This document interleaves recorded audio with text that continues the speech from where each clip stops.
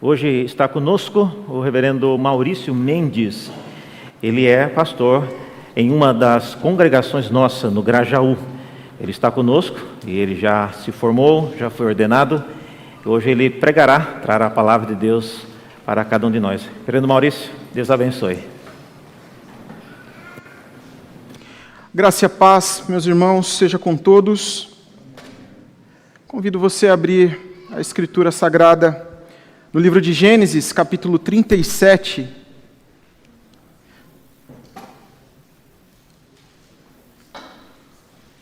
Nós vamos trabalhar do versículo 12 em diante, mas nesse primeiro momento vamos nos concentrar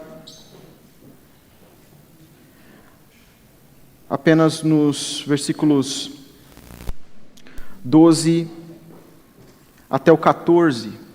E à medida em que formos avançando na explicação do texto, a gente continua a leitura. Gênesis 37, versículo 12, diz o seguinte: a palavra do Senhor. Como os irmãos foram apacentar o rebanho do pai em Siquém, Israel perguntou a José: os seus irmãos não estão apacentando o rebanho em Siquém? Venha, pois vou mandar você até eles. José respondeu: eis-me aqui. Israel continuou: vá agora e veja se está tudo bem com os seus irmãos e com o rebanho, e me traga notícias. Assim o enviou do vale de Hebrom, e ele foi a Siquém. Até aqui a palavra do Senhor, por enquanto. Oremos mais uma vez. Senhor, nós louvamos ao Teu nome pela Tua palavra, que o Senhor mesmo a fez registrar para a edificação do Teu povo, geração após geração, e é assim conosco hoje. Nós pedimos a Tua graça e misericórdia e o auxílio do Teu Santo Espírito, para que todos que aqui estão e ouvem esta palavra aprendam as ricas lições contidas nela, e não apenas, Senhor, as entendam intelectualmente, mas que a Tua palavra, Senhor, desça ao coração e produza fruto na vida de cada um. É o que nós humildemente pedimos em nome de Cristo Jesus. Amém.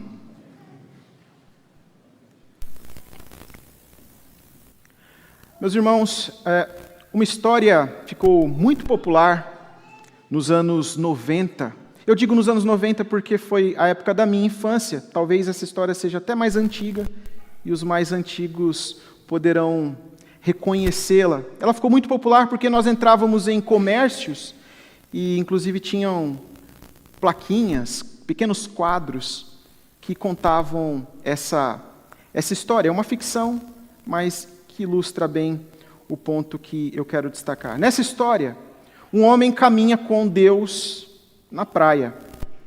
Então, à medida em que esse homem vai caminhando com Deus pela areia da praia, a vida desse homem toda vai passando diante dos seus olhos. Quando ele chega no final da caminhada, ele olha para trás e vê que na maior parte do tempo havia ali, na areia, 2 pares de pegadas, as dele e a do Senhor que caminhava com ele. Mas, curiosamente, ele notou que em alguns momentos, aquilo que eram 2 pares de pegadas se torna 1 par de pegadas apenas.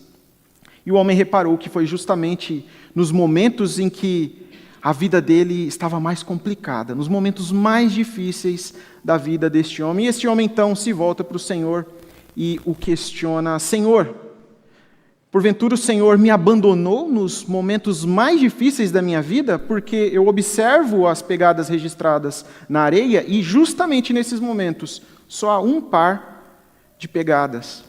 E o Senhor explica, então, para esse homem, que nesse momento exatamente era o momento em que o Senhor o estava carregando e por isso ele não observou 2 pares de pegadas, porque aqueles pares registrados eram os pés do Senhor que o carregavam nos momentos mais difíceis da vida dele. Essa história ela ilustra um questionamento que todos aqueles aqui que já passaram por dificuldades, já passaram por provações, por grandes lutas, eventualmente fizeram ao Senhor. talvez com uma frequência muito maior do que nós estamos dispostos a admitir. E o questionamento é: Senhor, por que isso está acontecendo comigo? Será porventura que o Senhor se esqueceu de mim ou que o Senhor me abandonou e é por isso que eu estou passando por tamanha dificuldade? Talvez você já tenha feito esse questionamento. Talvez essa seja uma oração que você já tenha dirigido a Deus. O assunto que nós vamos tratar hoje busca responder a isso. O tema da nossa mensagem é: qual é a origem e a finalidade ou o propósito das lutas na vida do cristão, na vida do crente, do salvo, do filho de Deus? Essas perguntas nós nos fazemos e a Bíblia as responde em diversos trechos. Hoje nós vamos nos concentrar neste episódio da vida de José, em que José é vendido pelos seus irmãos a mercadores midianitas que o levam para o Egito como escravo. E nós vamos procurar então extrair algumas lições desse trecho da palavra do Senhor, buscando responder a essas perguntas. De onde vêm as nossas lutas? Qual a origem das nossas provações? E qual a finalidade delas? Qual o propósito dessas provações? A história em Gênesis começa a se concentrar na figura de José no início do capítulo 37. Nos primeiros 11 versículos, o autor bíblico nos dá as informações que criam um cenário para os eventos que vão acontecer aqui a partir do verso 12, explicando para os leitores quais eram os motivos dos irmãos de José odiarem tanto assim o seu irmão. Por que os irmãos de José, qual era a razão, quais eram os motivos do ódio dos irmãos de José? E o autor vai nos dizer isso. Em primeiro lugar, o pai de José, Jacó, ou Israel, demonstrava clara predileção por José. Diante de todos os filhos, Jacó se mostrava sempre mais favorável a José. E a palavra diz que isso gerava ódio no coração dos irmãos dele. Um segundo motivo para o ódio dos irmãos de José era que o pai o havia posto por vigia, por supervisor dos seus irmãos. Então, o pai sempre enviava José para ali verificar o que os irmãos estavam fazendo, e a palavra nos diz que José sempre trazia o relatório das más ações dos irmãos dele para o pai deles.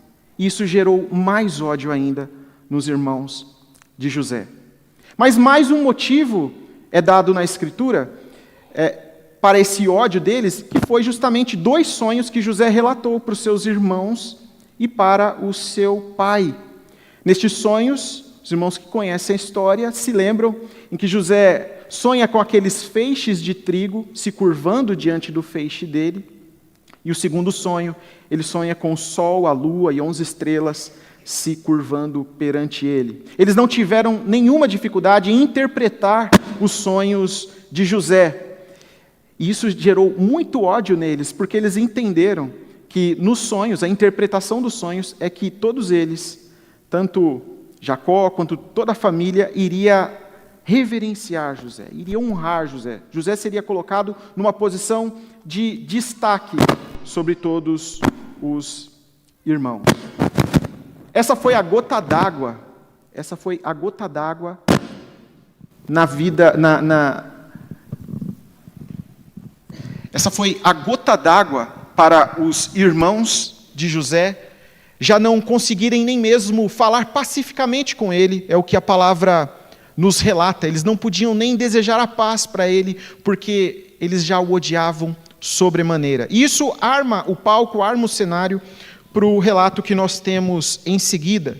Então, como nós lemos aqui do versículo 12 ao 14, é dito que os irmãos de José são enviados a apacentar o rebanho, e eles vão apacentar o rebanho na cidade de Siquém. E o pai, então, preocupado com a situação dos irmãos em Siquém, manda José para verificar se eles estão bem. Talvez um motivo para essa preocupação de Jacó, aqui de Israel, em relação aos seus filhos irem apacentar o rebanho em Siquém é que alguns anos antes, nessa mesma cidade, Diná, filha de Jacó, foi violentada pelo príncipe daquele lugar.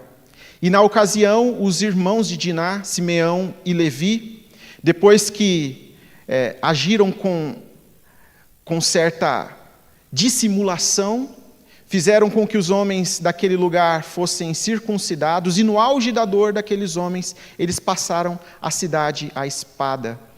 E isso causou uma revolta muito grande, inclusive Jacó relata para eles, né, que os homens poderiam se levantar contra eles, o que iriam pensar da família deles depois do que aconteceu. Então é natural que os irmãos, indo para a cidade de Siquém, para ir lá apacentar as ovelhas, era natural que o pai estivesse preocupado com a situação dos filhos ali.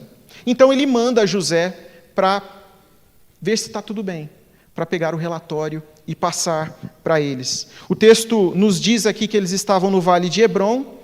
A cidade de Siquém está mais ao norte, cerca de 80 quilômetros ao norte, e José faz essa peregrinação até lá, buscando encontrar os seus irmãos e ter notícias deles para dar ao seu pai. O texto continua, nos versículos 14 a 17, nos diz o seguinte, que a partir do 15, quando ele chega em Siquém, nos diz o seguinte: e um homem encontrou José que andava errante pelo campo e lhe perguntou: o que você está procurando? E ele respondeu: estou procurando os meus irmãos. Por favor, pode me dizer onde eles estão apacentando o rebanho? Foram embora daqui. Ouvi quando disseram: vamos a Dotã. Então José seguiu atrás dos irmãos e os encontrou em Dotã. Então o que acontece aqui é que quando José faz essa trajetória de cerca de 80 quilômetros para a cidade de Siquém, para tentar localizar os irmãos dele, ele não os encontra lá. Eu não sei se você já teve essa experiência, como é difícil você tentar achar alguém sem ter algum tipo de contato. Talvez você tenha combinado com alguém alguma coisa, ou se encontrar em algum lugar, em determinado horário, e de repente a bateria do seu celular acaba. Como é que você faz ali para encontrar a pessoa? Às vezes num shopping, às vezes em algum lugar. É tão difícil, você começa a ter que perambular procurando a pessoa por ali. Bom, imagina José, 80 quilômetros distante de casa, procurando os seus irmãos, mas curiosamente, entre aspas, por sorte, aos olhos humanos, num acontecimento de muita sorte, José encontra esse homem. Na verdade, esse homem encontra José andando errante ali pela região, vai ao encontro dele e, curiosamente, o homem sabia quem eram os irmãos de José, e não só sabia quem eram os irmãos de José, esse homem tinha ouvido os irmãos comentando para onde eles iam, para onde eles iriam. Na ocasião era a cidade de Dotã, cerca de mais 21 quilômetros ao norte de onde eles estavam ali na região de Siquém. Então, uma grande coincidência José ter encontrado esse homem quando ele chega lá em Siquém. Isso mostra a diligência de José ao procurar os irmãos. José poderia muito bem ter desistido dessa empreita, ter chegado lá em Siquém, não achou os irmãos. Foi uma viagem longa, 80 quilômetros, é longe até hoje, mesmo quem está de carro, você fazer uma viagem agora de 80 quilômetros, não é uma viagem curta. Então ele poderia ter desistido e voltado para a casa do pai, dizendo que não encontrou os irmãos, mas não, José é fiel no serviço que o pai lhe incumbiu, e ao ouvir o homem dizer que eles tinham ido para Dotã, José então se dirige a este local.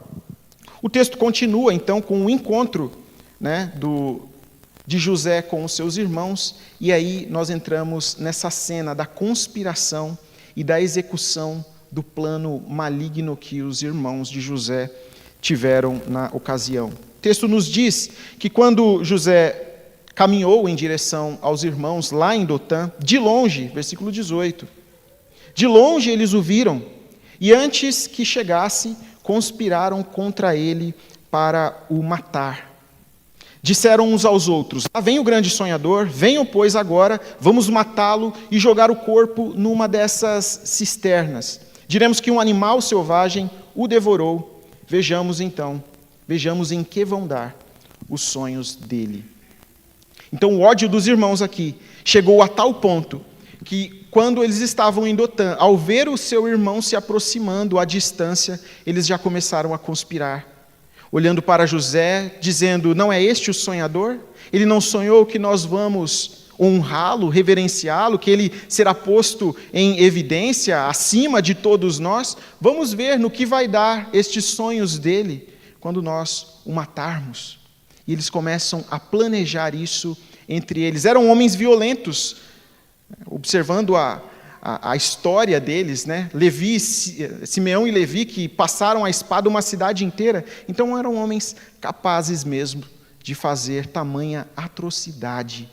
E eles estavam planejando isso. Mas nós vemos a partir do versículo 21 o plano de Rúben. Rúben, que era o filho mais velho. E diz o seguinte, o texto da palavra de Deus, versículo 21. Mas Rúben, ouvindo isso, livrou-o das mãos deles e disse: não lhe tiremos a vida. Rúben disse mais: não derramem sangue, joguem o rapaz naquela cisterna que está no deserto e não lhe façam mal. Rúben disse isso para o livrar deles, a fim de levá-lo de volta ao pai. Mas logo que José chegou a seus irmãos, despiram-no da túnica, a túnica talar de mangas compridas que trazia, e o jogaram na cisterna, e a cisterna estava vazia, sem água. Então o que nós vemos acontecer aqui é que o irmão mais velho tenta tomar a liderança dos irmãos, toma a frente e fala para os irmãos: nós não vamos matá-lo, não vamos derramar o sangue do nosso próprio irmão, vamos jogá-lo nessa cisterna aqui. E o plano de Rúben, ao orientar os irmãos a jogá-lo na cisterna, era justamente depois poder libertá-lo e mandá-lo de volta para o pai.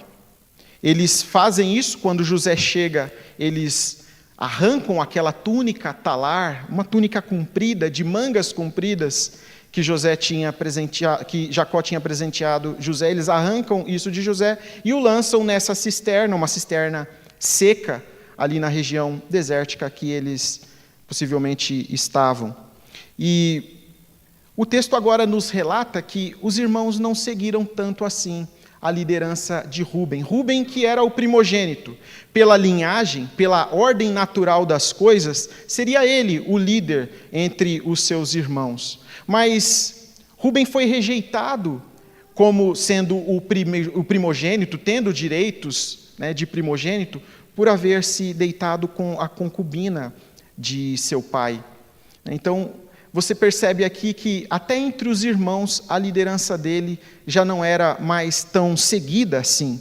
Pelo contrário, os irmãos seguem a liderança de um outro irmão, que é Judá. Nós vemos o relato a seguir do que acontece. Versículo 25 nos diz: depois sentaram-se para comer, e levantando os olhos, viram que uma caravana de ismaelitas vinha de Gileade.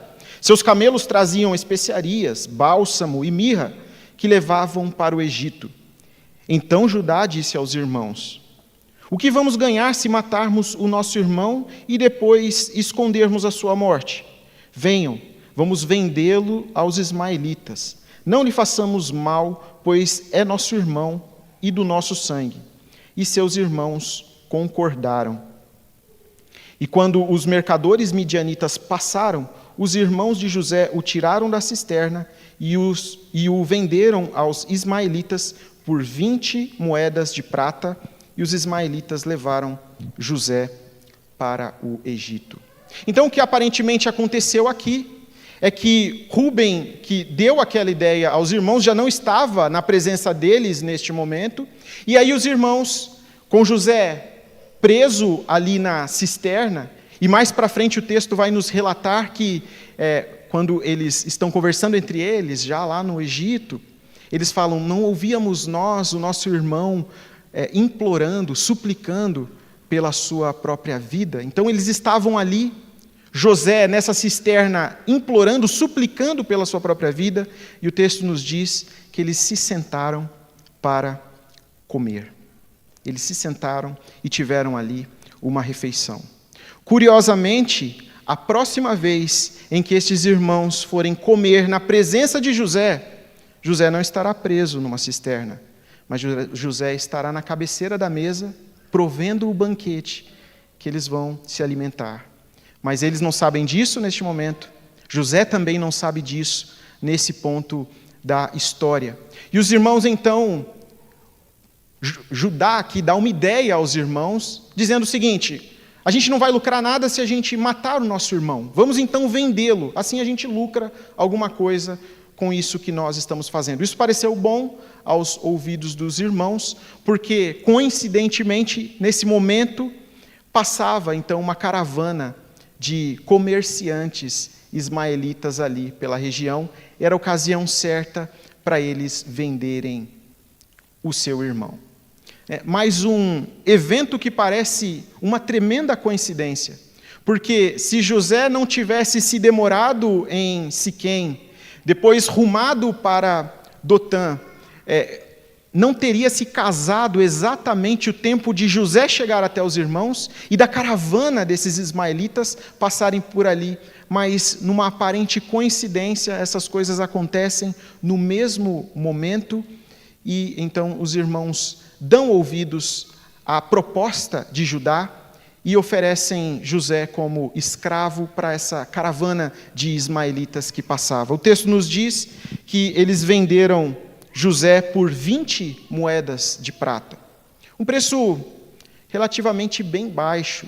Você vai observar mais para frente na Escritura, em Êxodo, por exemplo, que na lei ali civil do povo, se você possuísse um boi, por exemplo, um boi seu descontrolado, matasse um escravo de alguém, você seria obrigado a pagar 30 moedas de prata por esse escravo que foi ferido ou morto. 30 moedas de prata é um preço curioso, porque ele é baixo, é o preço de um escravo machucado, de um escravo morto. José não foi vendido nem por isso, foi vendido por 20 moedas. Considerando que Benjamim não está aqui no meio deles, sobram 10, então cada um recebeu 2 moedinhas de prata pela vida do seu irmão. E isso então acontece quando Rúben retorna à cisterna. Ele tem uma grande frustração, pelo que acontece ali, os irmãos não deram ouvidos a ele. Então, quando Rúben voltou à cisterna, eis que José não estava nela. Então rasgou as roupas e, voltando aos seus irmãos, disse: o rapaz não está mais lá, e agora o que eu vou fazer?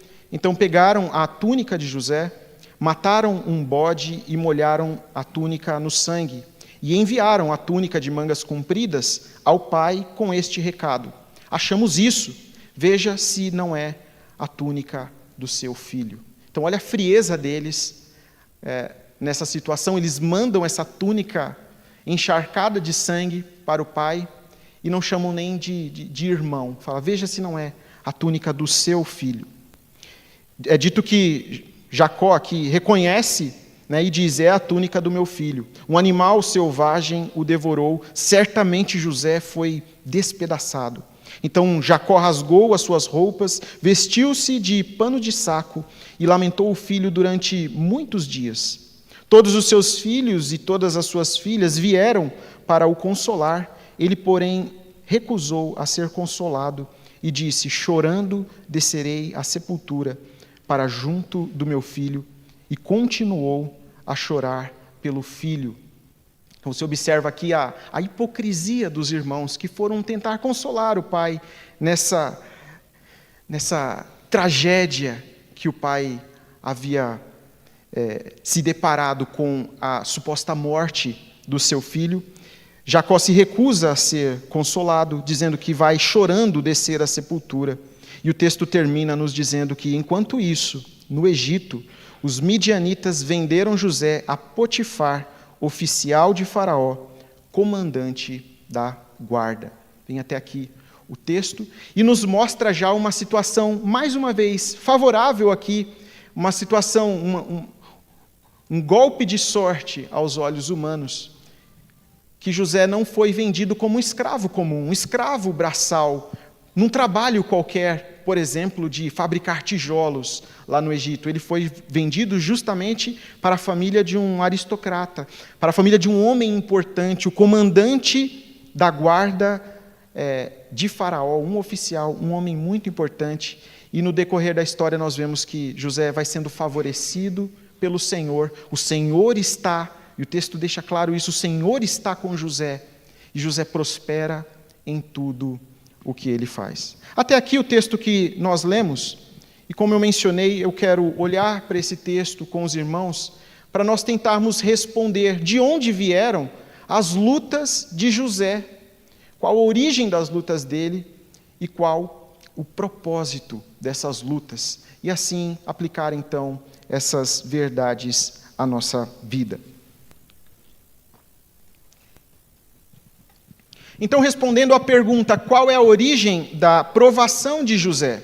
A primeira resposta é, em primeira instância, José foi vítima da maldade dos seus irmãos. Nós olhamos na história, José é um menino justo, José é um menino obediente ao pai, José, aparentemente aqui, ele não toma parte nas más ações dos irmãos dele, muito pelo contrário, e ele não aceita nem mesmo ser cúmplice deles, mantendo a boca fechada. Ele sempre trazia esses relatórios das más ações dos irmãos ao pai, demonstrando que ele de fato não compactuava com aquilo que os irmãos dele faziam. E isso gerou o ódio nos irmãos, e José, mesmo sendo bom, mesmo sendo justo, sofreu então, foi vítima do ódio, foi vítima da vingança, foi vítima da inveja, do ciúme dos irmãos dele. Então, a primeira resposta, em primeira instância, as lutas de José vieram pelas mãos dos seus próprios irmãos. E nós tiramos uma lição disso, uma primeira lição disso, que mesmo sendo justo, mesmo sendo um filho de Deus, José estava aqui sujeito à maldade dos homens, sujeito a essas situações, a esse grande sofrimento. A história de José é marcada por grandes sofrimentos pelos quais ele passou. E ele é sempre retratado como alguém justo, alguém bom, que aparentemente não fez nada para merecer aquilo. Nós também, meus irmãos, devemos entender que, como filhos de Deus, como servos do Senhor, como crentes lavados, redimidos pelo sangue de Cristo, buscando viver uma vida que agrada a Deus, nós também estamos sujeitos às provações. Nós também estamos sujeitos às dificuldades que um mundo caído apresenta diante de nós. Nós estamos em constante contato com o mundo. E esse contato traz para nós aflição. Seja por doenças, seja por um sistema que muitas vezes e de muitas maneiras é injusto, seja pela maldade dos homens, por nos relacionarmos com pessoas cujo coração está corrompido pelo pecado. E também pelo fato de nós mesmos e nosso próprio coração estar afetado pelo pecado. Nós estamos sujeitos a muitas provações. Nós não devemos ser como aqueles que pensam que, pelo fato de serem filhos de Deus, é inaceitável que se passe por alguma dificuldade, que se enfrente alguma provação na vida. Na história bíblica, e aqui na história de José mais especificamente, nós vemos um filho de Deus. A palavra nos diz que o Senhor estava com José, e mesmo assim, José passou por todas essas situações. A vida dos filhos de Deus não é feita apenas de episódios vitoriosos. A sua história não vai se constituir apenas de sucessos. A sua trajetória de vida não vai ser marcada apenas por cases de sucesso. Não, todos nós estamos sujeitos às provações. Todos nós, como crentes no Senhor, temos o próprio pacote de provação, o nosso próprio pacote de aflição que vem junto com essa caminhada cristã que nós caminhamos. Reconhecer essa verdade nos previne de algumas coisas. Reconhecer essa verdade nos previne de ilusões triunfalistas, de que agora é só vitória, de que agora nós vamos só ser cabeça e não cauda, de que agora vai ser só bênção nas nossas vidas, que nós não aceitamos de maneira nenhuma qualquer tipo de situação adversa. Entender isso nos previne desse tipo de conclusão. E isso também nos previne de uma leitura superficial de que as provações significam que as promessas de Deus tenham falhado ou que Deus, por exemplo, tenha se esquecido de nós. Você se lembra do que eu falei no começo? E que você também, assim como aquele homem na praia, pode em muitos momentos da sua vida ter pensado: será que Deus se esqueceu de mim? Será que Deus me abandonou? Será que não é essa a pergunta que você está fazendo agora? A palavra de Deus vem nos explicar que não é esse o caso. O fato de nós passarmos por provações, por dificuldades, por provas, por lutas, não significa que Deus não esteja conosco. Não significa que Deus nos tenha abandonado ou se esquecido de nós. Reconhecer essa verdade nos previne de uma leitura equivocada da situação. Foi a mesma leitura que o povo, quando foi liberto pelo Senhor, através do ministério de Moisés, depois de ter visto grandes maravilhas que o Senhor operou no Egito para tirar o povo de lá e depois abrir o Mar Vermelho para levar o povo para a terra prometida, depois que o calor apertou, depois que a fome veio, depois que a sede veio, o povo rapidamente fez essa leitura equivocada: Deus nos abandonou. E foram reclamar para Moisés, reclamaram para Deus, fazendo essa leitura equivocada: Deus nos abandonou. Não é essa leitura que nós devemos fazer aqui. Apesar de passar por todas as aflições, Deus está com José. As provações jamais significam que Deus falhou, jamais significam que Deus esqueceu das suas promessas. A própria palavra de Deus diz: passará o céu e a terra, as minhas promessas, minha palavra não passará. E o próprio Jesus já nos preveniu de que no mundo nós teríamos aflições. Mas como eu falei, em primeira instância, a origem das lutas de José veio por parte da mão dos seus irmãos, do contato de José com outros homens, veio a partir dos homens. Mas, numa instância superior, a aprovação de José estava vindo do próprio Deus. Deus estava conduzindo minuciosamente cada elemento aqui da história, cada passo que esses homens dão, cada evento que aqui acontece, está sob o minucioso cuidado do Senhor. Nós observamos isso na narrativa ao ver como tantas coincidências aconteceram. Primeiro, José sendo enviado lá para Siquém, não encontrando seus irmãos, e aí coincidentemente aparece um homem que coincidentemente ouviu para onde os irmãos estavam indo, e depois quando José chega até os irmãos, coincidentemente uma caravana de ismaelitas passava por ali, e aí os irmãos desistem da ideia de matá-lo, decidem vendê-lo como escravo, e quando ele chega no Egito, coincidentemente ele é vendido para um dos principais homens ali do Egito. A lição que nós aprendemos, meus irmãos, é que não existem coincidências, não existem golpes de sorte. É Deus que está conduzindo cada evento aqui da história de José. É o próprio Deus que o está conduzindo à aprovação, conduzindo a esses momentos de grande dificuldade pelas quais José mesmo vai passar.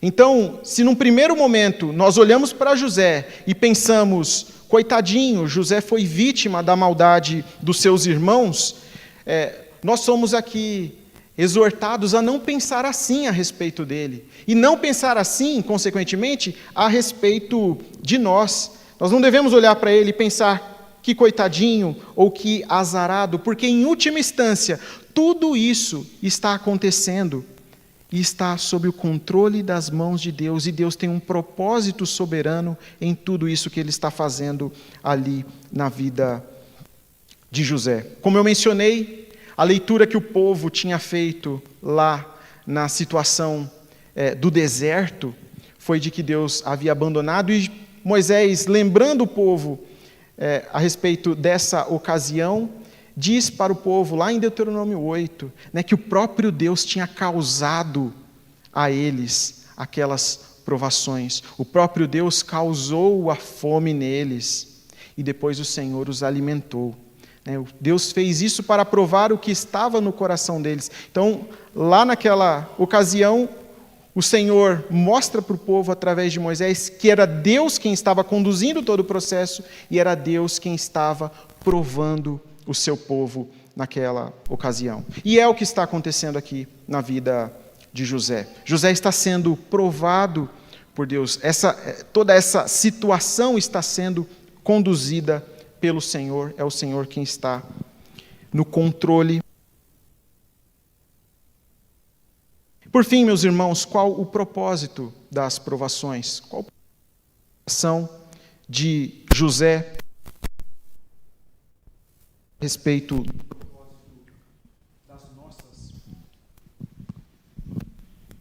das nossas provações? Por que José está passando por tudo isso? Por que José tem que sofrer tudo o que ele está sofrendo? Você que conhece a história completa, sabe que Deus está conduzindo todos os eventos que são traumáticos na vida de José, mas que vão culminar no bem da família dele. O que Deus está fazendo através de José é, por meio de todos esses eventos, de todo esse sofrimento, prover salvação para a família de José.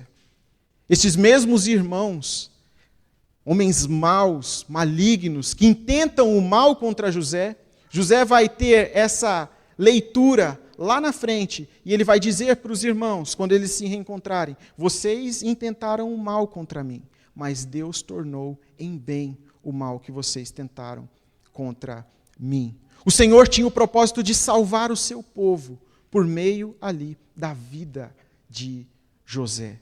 O Senhor tinha um propósito soberano de salvar estes homens pecadores, estes homens que entregaram José para a morte, estes homens que venderam o seu próprio irmão como escravo, mas eram povo de Deus, eram povo da aliança. E o Senhor, por meio da vida de José, dessa trajetória de José, o Senhor providencia salvação para o povo de Deus, salvação para a família dele. O propósito da salvação não é nos destruir. O propósito da provação não é nos destruir, mas sim nos edificar. Em todos esses acontecimentos, Deus estava operando o livramento e a salvação do seu povo. O propósito de Deus ao provar o seu povo, aprovar os seus filhos, nunca é para o mal. Deus sempre prova, e com a prova, Deus está sempre fazendo algo bom. Assim como o autor aos Romanos, como Paulo vai nos dizer lá no capítulo 8, 28, sabemos que todas as coisas cooperam para o bem daqueles que amam a Deus. E esse todas as coisas envolve todas as coisas mesmo, inclusive os eventos difíceis, inclusive os momentos de grande dificuldade pelo qual nós passamos. Então, tudo isso nós devemos crer que Deus está fazendo algo bom. E Paulo diz qual é o bem supremo que Deus está fazendo em todas essas situações, no versículo 29 lá de Romanos 8, que é de moldar a nossa imagem em conformidade com a imagem de Cristo, moldar o nosso caráter. A grande obra que Deus está fazendo em você não é visando realizar os seus sonhos, não é visando colocar simplesmente você em destaque diante do mundo. A grande obra de Deus na sua vida é moldar o caráter de Cristo no seu coração. E para moldar o caráter de Cristo no seu coração, muitas vezes você será colocado em situações de provação, em aflições, em momentos difíceis. Mas você deve entender que em tudo isso, Deus está no controle e conduzindo as coisas para o seu bem. Foi isso que aconteceu aqui com José. O Senhor tinha um propósito soberano de salvação do seu povo e estava conduzindo tudo conforme o seu soberano propósito, que é muito bom. José não tinha como entender isso nesse momento. José poderia simplesmente abandonar a sua fé. Nós vemos pelo prosseguimento da história que não é isso que acontece. José dá bom testemunho, ele permanece crente, mesmo diante dessas provações, ele permanece crendo até o Senhor. O propósito das provações é nos levar até Cristo. Ao olhar para a história aqui de José, meus irmãos, às vezes nós cometemos rapidamente o erro de nos identificarmos com o personagem principal. Nós nos colocamos na pele de José, nos identificamos com ele, com seus desafios, né? Mas o que essa passagem da Escritura está nos contando, ela está nos dando um preview daquilo que o Senhor está fazendo num âmbito muito maior, no âmbito da Escritura. E estes eventos estão apontando para o que Deus fará através do seu próprio Filho, Jesus Cristo. Aqui, o justo precisou sofrer para que os irmãos maus dele fossem salvos. E é exatamente o que Deus faz por nós, por meio de Cristo Jesus. O justo precisou vir ao mundo, ser obediente, foi obediente até o fim, até a morte, morte de cruz, para que nós que somos maus pudéssemos ter vida, pudéssemos ter salvação. Então, os eventos aqui da vida de José não apenas servem para a salvação do povo, mas também para a nossa instrução, para nos levar a olhar para Cristo e reconhecer Cristo aqui na vida e na história de José. Não só a aprovação de José apontava para Cristo, mas a nossa também. A sua própria aprovação aponta para Cristo, justamente por aquilo que eu falei. E Paulo, reconhecendo isso, diz que o Senhor está moldando o caráter de Cristo, inclusive nas nossas provações. Essa grande obra de Deus é essa. Não cumprir com os seus sonhos, não fazer a sua vontade, mas fazer a vontade dele. E a vontade dele é soberana, perfeita, e é moldar o caráter do seu Filho em nós. Por isso, meus irmãos, concluindo, nós estamos sujeitos a fracassos nessa vida.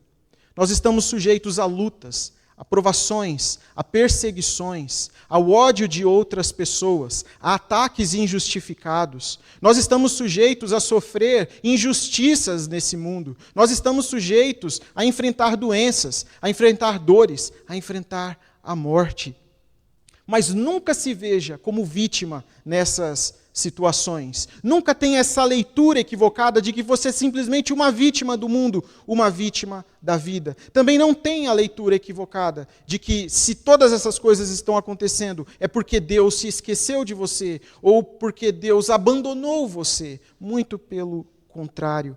Entenda que todos os eventos da sua vida estão sob o soberano controle do Senhor. O Senhor nos diz na sua palavra, o próprio Senhor Jesus Cristo nos diz que nós somos ovelhas dele, e nós estamos nas mãos dele, e das mãos dele ninguém nos arrebatará. Então, quem somos nós para desconfiar do próprio Senhor que nos diz isso? Por isso, a nossa leitura nunca deve ser a de que o Senhor nos abandonou. Não, nós devemos ler as situações difíceis da nossa vida, entendendo que Deus tem um propósito soberano, que Deus está moldando o caráter do seu Filho em nosso coração, e nós devemos permanecer firmes na fé, entendendo que o plano do Senhor, que a vontade dele é muito melhor do que a nossa, que Deus está no controle de todas as coisas, e devemos nos lembrar do próprio Cristo que sofreu para que fôssemos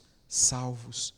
Ele sofreu morte de cruz para que nós tivéssemos vida. Então, sempre que estivermos em alguma situação de aflição, lembre-se que o próprio Filho de Deus conhece as nossas aflições por conhecimento de causa. E a própria palavra nos diz que Ele está à destra do Pai, intercedendo por nós em todas essas situações.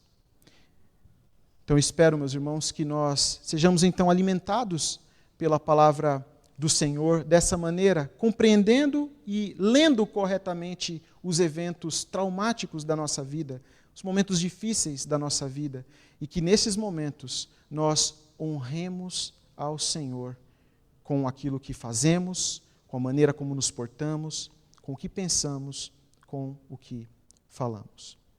Vamos orar? Senhor, nós louvamos o Teu nome, nós Te agradecemos porque o Senhor é fiel. A Tua fidelidade e a Tua palavra nos diz que dura para sempre, e que as Tuas misericórdias se renovam manhã após manhã, e são elas as razões de nós não sermos consumidos. Senhor, nós Te louvamos porque o Senhor nos trata com benignidade, não nos trata conforme os nossos pecados demandam que sejam tratados. Muito pelo contrário, Senhor, o Senhor nos concede graça. Promessas nos são feitas através do Seu Filho Jesus Cristo, a quem o Senhor coloca como nosso intercessor ao Teu lado, e de quem nós podemos esperar ajuda, auxílio no dia difícil, nos dias maus. Senhor, nós confiamos na Tua palavra e não queremos jamais, Senhor, não queremos ter a impressão de que o Senhor nos abandonou, mesmo que passemos por situações muito difíceis. Que nós tenhamos a leitura correta, Senhor, das situações da nossa vida. Que nós, Senhor, confiemos naquilo que o Senhor está fazendo, pois os Teus planos, os Teus caminhos são muito mais altos do que os nossos. Nós confiamos em Ti. Fortalece, Senhor, a fé, fortalece, Senhor, o ânimo, fortalece, Senhor, os braços e as pernas do Teu povo, para que permaneçam firmes no caminho e firmes no trabalho que o Senhor tem colocado cada um para fazer. E que em tudo isso honremos o Teu nome, Senhor, nosso Salvador. É assim que oramos e agradecemos em nome de Cristo Jesus. Amém.